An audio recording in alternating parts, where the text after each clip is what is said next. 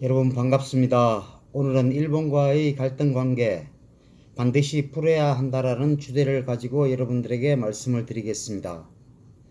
최근 갈등의 골이 깊어진 한일 양국 관계를 논의하기 위해 일본을 방문했던 국회 방일단은 일본 자민당 간사장과의 면담을 거부당한 데 대해 강창일 더불어민주당 의원이 우리가 거지냐며 격앙된 반응을 보였다고 합니다. 거지가 아니라 참 모자란다라는 생각이 듭니다. 거지는 주는 동양이라도 고맙다고 인사를 하지만 이 정권이 일본에게 해왔던 짓을 한번 보십시오. 그리고 지금도 하고 있는 짓을 보십시오. 이 문재인 정권은 근본적으로 일본에 대한 시각이 부정적입니다. 과거에 일본의 잘못된 행동을 모르는 국민이 없습니다. 해묵은 반일 감정을 꺼내서 국민들을 갈라치게 하고 외교적 협상으로 잘 마무리하길 원하는 많은 사람들을 친일파, 매국노라는 프레임에 가두고 마치 일본을 반대하고 일본의 감정을 건드리는 것이 국익에 맞는다라고 생각하는 이 좌파 정부에 의해서 그동안 쌓아왔던 외교적 신뢰는 산산조각이 났습니다. 이것은 국가 간의 신뢰를 바탕으로 협력과 상호 존중을 해가면서 국익을 최우선으로 하는 시대적 과제와는 정반대로 배치되는 행동입니다. 사실 싸움의 기술 중에 가장 좋은 것은 화해라고 생각합니다. 우리 정부는 지금이라도 일본 내 지한파들과 머리를 맞대고 이 난국을 풀 수 있는 해법을 찾아야만 한다고 생각합니다. 그렇지 않으면 나라의 경제가 나락으로 빠져들 위험성이 굉장히 크다고 할 수 있습니다. 일본은 한국의 대법원이 개인 청구권이 살아있다라고 판결한 이후 약 8개월여 동안 한국 정부에 외교적인 협상을 기울여 왔습니다.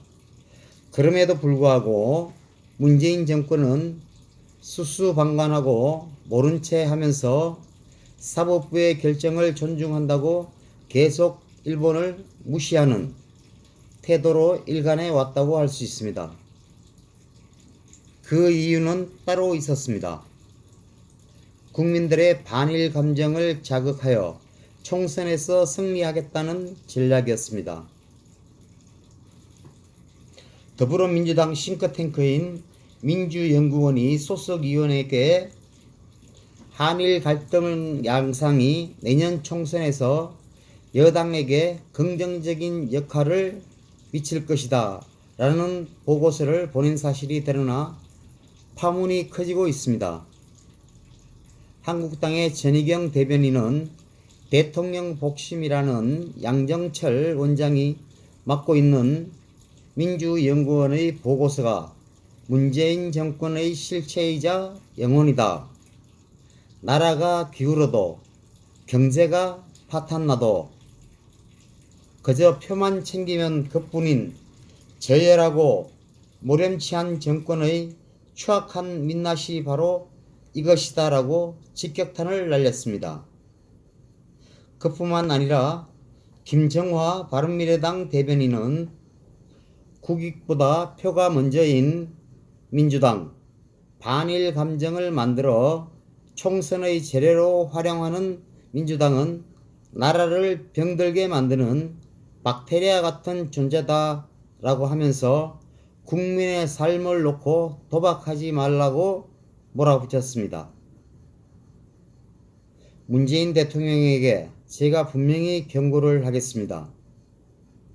정략을 위해 국민을 분열시키는 건 독약을 마시는 것과 같습니다.